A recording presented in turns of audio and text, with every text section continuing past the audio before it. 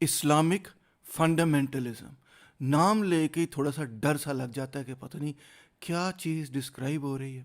اگر انٹرنیٹ پہ کبھی آپ ڈبیٹ میں یہ لفظ استعمال کریں کہ اسلامک فنڈامنٹلزم ایسا ہے یا ریلیجس فنڈامنٹلزم ویسا ہے, تو دو قسم کے ریئیکشنز ملتے ہیں.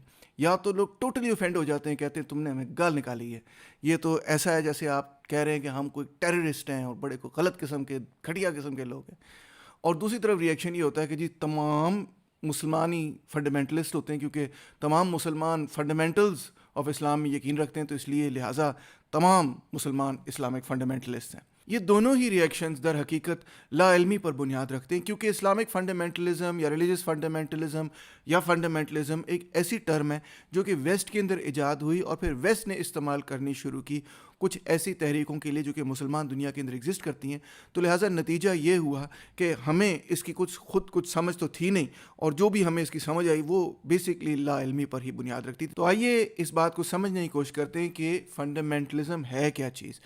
سب سے پہلی بات تو یہ کہ اگر آپ کوئی بھی ڈکشنری اٹھائیں تو آپ کو یہ ڈیفینیشن نظر آئے گی: a form of religion that upholds belief in the strict literal interpretation of scripture.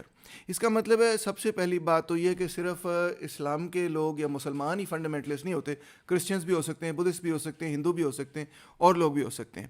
اور ان کے درمیان جو کامن بات ہے وہ یہ کہ وہ لٹرل انٹرپریٹیشن آف اسکرپچر یا ریلیجن کرتے ہیں.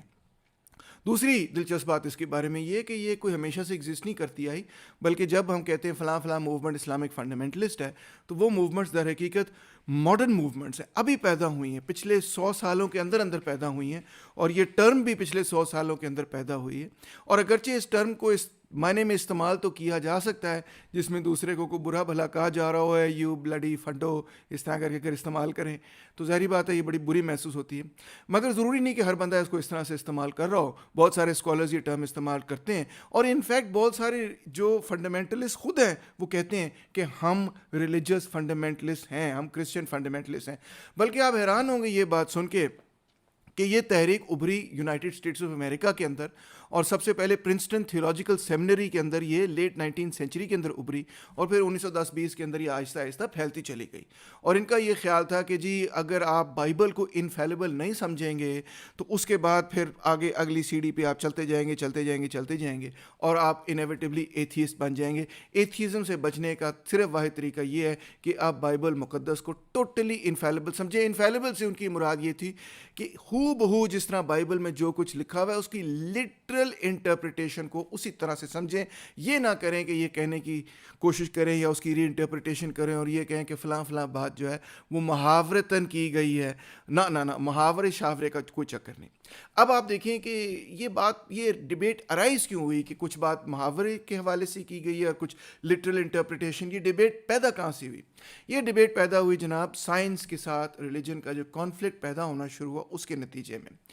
پہلی بات تو یہ کہ سائنس یہ کہتی ہے کہ جی there are certain laws of nature, قدرت کے اندر کچھ قوانین ہیں, اور وہ قوانین کبھی آپ ہلتے نہیں, وہ جس طرح سے ہیں اسی طرح سے ہمیشہ سے تھے, اسی طرح سے ہمیشہ سے چلتے رہیں گے. جبکہ جو ریلیجس لوگ ہیں وہ کہتے ہیں کہ نہیں, دیز قوانین کے جو لاز ہیں یہ actually is the will of God, خدا کی جو مرضی ہے اس کے حساب سے یہ دنیا اور کائنات چل رہی ہے. خدا کی مرضی اگر تبدیل ہو جائے تو یہ قانون بھی تبدیل ہو جائیں گے. میں جانتا ہوں یہ شاید آپ کو تھوڑی سی کنٹروورشل بات لگ رہی ہو, مگر تھوڑی سی بات سنیں تو صحیح. سائنٹسٹ یہ بلیو کرتے ہیں کہ میٹر کا یعنی کہ مادے کا کی پراپرٹیز اور کوالٹیز ہی اس طرح کی ہیں کہ اس کے نتیجے میں اس نے ایک طرح سے ہی ٹوٹنا ہوتا ہے, ایک طرح سے ہی چلنا ہوتا ہے, ایک طرح سے اس کا موشن ہونا ہوتا ہے, ایک طرح سے اس نے کمبائن ہونا ہوتا ہے. اس مادے کی کوالٹیز کے نتیجے میں اس کے کچھ قوانین قائم ہوتے ہیں جن کو آپ کہتے ہیں لاز آف نیچر. جبکہ ریلیجس لوگ یہ کہتے ہیں کہ نہیں, ایسے کوئی لاز نہیں ہیں. اب دیکھیں ایک بہت بڑی کنٹروورسی یہ ہوئی کہ بائبل مقدس کو اگر ٹوٹلی لٹرلی آپ پڑھیں تو آپ شاید اس نتیجے پر پہنچیں کہ جو کائنات ہے اس کے سینٹر میں دنیا ہے, یعنی کہ ارتھ ہے. جبکہ آپ کو پتہ ہے کپرنیکس اور کیپلر اور پھر بعد میں گیلیلیو کے جیسے لوگوں نے یہ نقطہ نظر اپنایا کہ انفیکٹ سورج جو ہے وہ سولر سسٹم کے سینٹر میں اور دنیا سورج کے گرد گھوم رہی، جس کو کہتے ہیں heliocentric nature of the world. تو جیو سینٹرسزم اور ہیلیو سینٹرسزم کے درمیان بڑی لمبی ڈبیٹ ہوئی، جس میں ہیلیو سینٹرسزم فائنلی جیت گیا. اب اگر لٹرل انٹرپریٹیشن کی جائے بائبل کی تو پھر یہ کچھ تھوڑا مسئلہ بن سکتا ہے. دوسرا معاملہ یہ تھا ایج آف دا ورلڈ کے حوالے سے، کہ جو بائبل میں بلیو کرتے تھے وہ یہ کہتے تھے کہ دنیا جو ہے یہ تقریباً 4000 تقریباً سال پرانی، جبکہ سائنٹسٹ یہ کہتے تھے کہ نہیں یونیورس جو اب تو 13 بلین ایئرس پرانی ہے and so on so forth. تو اس پہ بڑی ڈبیٹ ہوئی. ارتھ پہ بڑی ڈبیٹ ہوئی کہ ارتھ کی زندگی ہزاروں سال ہے یا لاکھوں سال ہے یا ملینز آف ایئرز ہے. اس میں بھی سائنٹسٹ کا یہی پوائنٹ آف ویو تھا کہ ارتھ کی ہسٹری ملینز آف ایئرز پرانی ہے، جبکہ جو کرسچن فنڈامنٹلسٹ تھے ان کا پوائنٹ آف ویو تھا کہ نہیں، یہ تقریباً چند ہزار سال پرانی تاریخ ہے. اسی طرح ایک اور ڈبیٹ چلی ایوولوشن ورسز جینیسس کے بارے میں. جو جینیسس میں بلیو کرتے تھے وہ ایک سرٹن نیریٹو کو لٹرلی انٹرپریٹ کرتے تھے اور کہتے تھے کہ دنیا جو ہے اس موقع پر اس وجہ سے قائم ہوئی، جبکہ جو لوگ ایوولوشن میں بلیو کرتے تھے، جو کہ میجورٹی آف سائنٹسٹ تھے، وہ کہتے تھے کہ نہیں، جو اینیملز ہیں ان کے اندر اسپیشیز کی ڈفرینسیشن ہوتی چلی جاتی ہے، ایوولوشن ہوتی چلی جاتی ہے، اور اس ایوولوشن میں ایک جانور ایسا ہے جس کو ہم انسان کہتے ہیں. یہ بڑی ڈفرینٹ انٹرپریٹیشن تھی. ایوولوشن پہ کسی وقت بعد میں بات کریں گے، مگر آپ اس بات کو سمجھ سکتے ہیں کہ ایوولوشن جب آگے آیا، منظر عام پر آئی یہ ایز اے تھیوری، تو اس کے خلاف اینٹی ایوولوشنسٹ لیگز بنی، کرسچن فنڈامنٹلسٹ نے اس کو چیلنج کرنا شروع کر دیا. تو اس طرح ایک ڈیوائڈنگ لائن پیدا ہو گئی. ایک وہ لوگ تھے، وہ کرسچنس تھے، بلیورز تھے، جو کہتے تھے کہ ایوولوشن کریکٹ ہے، بائبل بھی کریکٹ ہے. دونوں کو کس طرح وہ کہتے تھے، دونوں کس طرح کریکٹ ہو سکتے ہیں؟ وہ کہتے تھے ایوولوشن ایک سائنٹیفک تھیوری ہے، جبکہ بائبل ہمیں مورل لیسنس دے رہا ہے، ہمیں اخلاقیات سکھا رہا ہے. اس کی لٹرل انٹرپریٹیشن نہ کی جائے، جینیسس کو لٹرلی نہ سمجھا جائے، جینیسس کی سٹوری کو اس طرح سے ہی دیکھا جائے یا سمجھا جائے کہ اس کا اصل مقصد یہ ہے کہ وہ ہمیں اخلاقی تربیت دے رہا ہے. اس طرح کر کے دونوں کے درمیان ایک سپلٹ پیدا ہو گیا. وہ لوگ جو کہ کہتے تھے ایک طرف کہ بائبل کو لٹرلی انٹرپریٹ کرنا چاہیے، دوسرے وہ لوگ جو کہتے تھے کہ بائبل بھی درست ہے اور سائنس بھی غلط نہیں، سائنس جو بات کہہ رہی ہے وہ حقیقتاً درست ہے، بائبل جو بات کہہ رہی ہے وہ ہمیں اخلاقی سبق دے رہی. تو اس طرح کر کے یہ سپلٹ بھی پیدا ہو گیا. اب دیکھیں مسلمان دنیا کے اندر جب ایرانین ریولوشن ہوا تو آیت اللہ خمینی نے جب پاور اور اقتدار حاصل کیا، تو اس کے بعد یونائٹڈ اسٹیٹس آف امریکہ کے ساتھ ایک کانفلکٹ ہوا جس کا نام ہے ایران ہاسٹیج کرائسس، جس میں ایرانین ریولوشنری گارڈ نے کچھ امریکنز ڈپلومیٹس وغیرہ کو، ایمبیسی وغیرہ کو قابو میں لے لیا اور ان کے لوگوں کو، وہاں پہ جو آفیشلس تھے ان کو اپنا ہاسٹیج بنا لیا. تو جب اس پہ رپورٹنگ ہوئی میڈیا کے اندر تو امریکن میڈیا اور ویسٹرن میڈیا نے بائی اینڈ لارج یہ کہنا شروع کر دیا کہ یہ لوگ جو یہ حرکتیں کر رہے ہیں یہ اسلامک فنڈامنٹلسٹ ہیں. ان کا مقصد اس وقت یہ نہیں تھا کہ وہ مسلمانوں کو برا بلا کہیں، مگر ان کا مقصد یہ تھا کہ ویسٹرن آڈینس کو یہ بات سمجھائیں کہ جس طرح ہمارے سماج کے اندر کچھ ایسے لوگ ہیں جو کہ بائبل کی انفیلیبلٹی کو مد نظر رکھتے ہوئے اس کو لٹرلی انٹرپریٹ کرتے ہیں اور سائنس کو ریفیوٹ کرتے ہیں، تو اسی طرح سے یا ریجیکٹ کرتے ہیں، ایوولوشن کو ریجیکٹ کرتے ہیں، ڈاروینزم کو ریجیکٹ کرتے ہیں، تو اسی طرح سے مسلمان دنیا کے اندر بھی ایسے لوگ ہیں جو کہ سائنس کو ریجیکٹ کرتے ہیں اور قرآن کی لٹرل انٹرپریٹیشن کرتے ہیں، اور لہٰذا ان کو فنڈامنٹلسٹ سمجھا جائے. جیسے ہمارے فنڈامنٹلسٹ ہیں، یہ مسلمان دنیا کے بھی فنڈامنٹلسٹ ہیں. بعد میں پھر اسی ٹرم کو سید قطب کے لیے اور مولانا مودودی کے لیے بھی استعمال کیا گیا، اور یہ تین بڑے اسلامک فنڈامنٹلسٹ بنے، یعنی کہ آیت اللہ خمینی، سید قطب اور Maulana Maududi of the Muslim world. اگر آپ کوئی بھی ایکڈیمک کتاب اٹھا کے پڑھیں اسلامک فنڈامنٹلزم پہ تو آپ کو یہی ڈیفینیشن ملے گی اس کے اندر، اور ان تین لوگوں کو ہی نامزد کیا جائے گا، نیم کیا جائے گا کہ یہ مین 3 بڑے انٹلیکچوئلز ہیں جن کو آپ اسلامک فنڈامنٹلسٹ کہہ سکتے ہیں. اچھا، دوسری طرف کون لوگ تھے؟ دوسری طرف وہ تھے جمال الدین افغانی جیسے لوگ، سید احمد خان جیسے لوگ، علامہ اقبال جیسے لوگ. ان کے بارے میں یہ ہے کہ ان کو کہا جاتا ہے اسلامک یا مسلم ماڈرنسٹ. یہ کہتے تھے کہ اسلام کو غلط سمجھا گیا ہے، قرآن مجید کو غلط سمجھا گیا ہے، غلط انٹرپریٹیشن کی گئی ہے، اور انفیکٹ ہزاروں سالوں سے غلط انٹرپریٹیشن کی گئی ہے. بلکہ ان کا یہ بھی کہنا تھا کہ اسلامک مسلم سویلائزیشن کی جو ڈکلائن ہے اس کی وجہ ہی یہ ہے کہ اجتہاد کے دروازے بند کر دیے گئے، غلط انٹرپریٹیشن کو فائنل کر دیا گیا، تقلیدی سوچ کو فائنل کر دیا گیا، اور اس کے نتیجے میں سوسائٹی آگے پروگریس نہیں کر سکی. لہٰذا ان کا کہنا یہ تھا، ان کا دعویٰ یہ تھا کہ تقلید کو ختم کیا جائے، ماڈرنٹی کو اپنایا جائے. میں سر سید احمد خان کی اگزامپل آپ کو دیتا ہوں کہ ان کو اپنے زمانے میں ان کے خلاف بڑے فتوے لگے. ان کو کہا جاتا تھا نیچری. نیچری کیوں کہا جاتا تھا؟ کیونکہ وہ یہ کہتے تھے کہ نیچر جو ہے وہی ایک قوت اور ایک طاقت رکھتا ہے, اس کے اپنے لاز ہیں, اور ہمیں خدا تعالیٰ نے یہ کہا کہ آپ لاز آف نیچر کو ڈسکور کریں, اور کوئی ایسی بات جو کہ قرآن مجید کے اندر موجود ہے جو کہ آپ کو محسوس ہوتی ہے کہ سائنٹیفک لاز آف نیچر کے خلاف جاتی ہیں, اس کو آپ لٹرلی نہ سمجھیں, آپ اس بات کو سمجھیں کہ وہ محاورتاً آپ سے بات کی گئی ہے. تو اس طرح انہوں نے پوری ایک نئی تفسیر لکھی جس کے اندر انہوں نے نیچرل انٹرپریٹیشن آف دا قرآن کی. یہ بڑی دلچسپ بات ہے, اسی لیے ان کا نام نیچری پڑ گیا. اور اسی طرح علامہ اقبال کے بارے میں آپ جانتے ہوں گے کہ ان کا یہ کہنا تھا کہ بھئی اجتہاد کے دروازے جب بند ہوئے 13ویں صدی میں, اس کے بعد سے اسلامک سویلائزیشن ڈکلائن میں چلی گئی, اور اگر ہم اجتہاد کے دروازے دوبارہ سے کھول دیں اور دوبارہ سے ریکنسٹرکٹ کریں ریلیجس تھاٹ کو, تو تب مسلم سویلائزیشن دوبارہ سے گریٹ ہو سکتی. تو اس طرح سے انہوں نے قرآن اور سائنس کو ریکنسائل کرنے کی کوشش کی, اور اس ریکنسیلیشن میں انہوں نے سائنس میں گڈ مڈ کرنے کی کوشش نہیں کی, بلکہ انہوں نے اس انٹرپریٹیشن کو تبدیل کرنے کی کوشش کی جو کہ کافی عرصے سے قرآن کے حوالے سے کی جا رہی تھی. تو اس لیے ان کو اسلامک ماڈرنسٹ کہا جاتا ہے, مگر ایکچولی آپ ان کو السلف الصالح کہہ سکتے ہیں.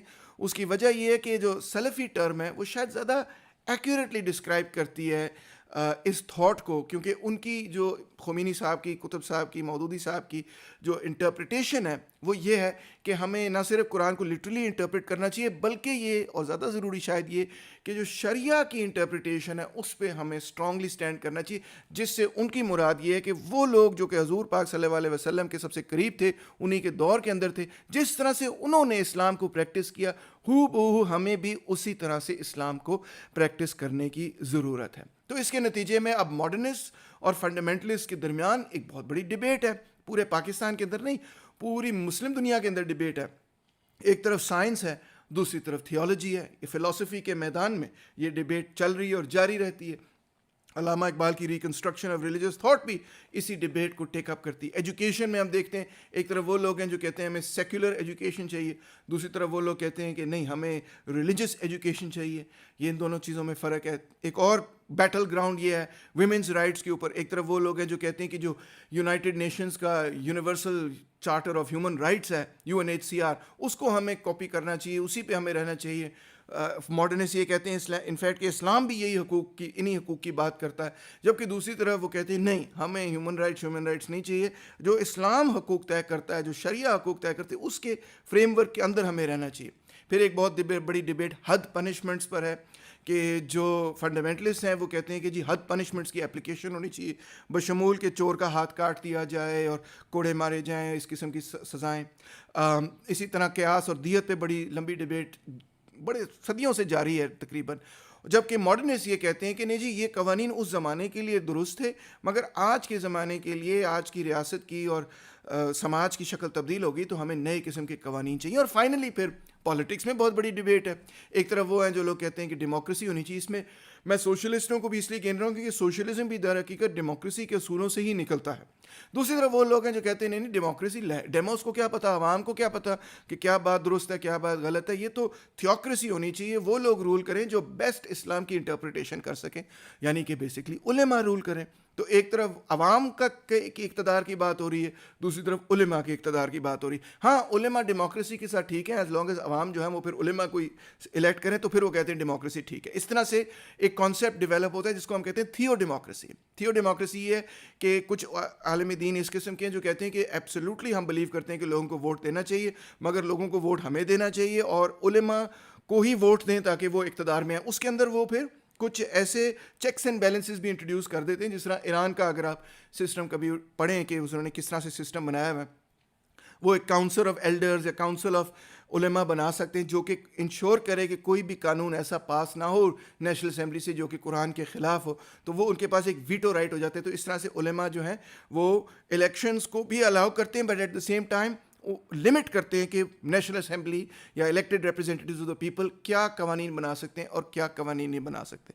لیں جی کنکلوژن کرتے ہیں. کنکلوژن یہ ہوا کہ اسلامک فنڈامنٹلزم نہ تو ایک طرف گالی ہے, نہ دوسری طرف جو ہے کسی کی تعریف کی جا رہی ہے, بلکہ ایک ٹرم ہے جو کہ ویسٹ کے اندر ایجاد ہوئی تھی اور جن لوگوں نے اس کو ایجاد کیا تھا وہ خود اس کو اون کرتے تھے، کہتے تھے ہاں ہم کرسچن فنڈامنٹلسٹ ہیں. یعنی یہ پیجوریٹو ٹرم شروع میں نہیں تھی. پیجوریٹو سے مطلب ہے یہ کوئی گالی نہیں تھی، یہ کوئی کسی کو برا بھلا کہنا نہیں تھا. وہ لوگ، ان لوگوں نے خود اپنے آپ کے لیے یہ لفظ منتخب کیا کہ ہم فنڈامنٹلسٹ ہیں.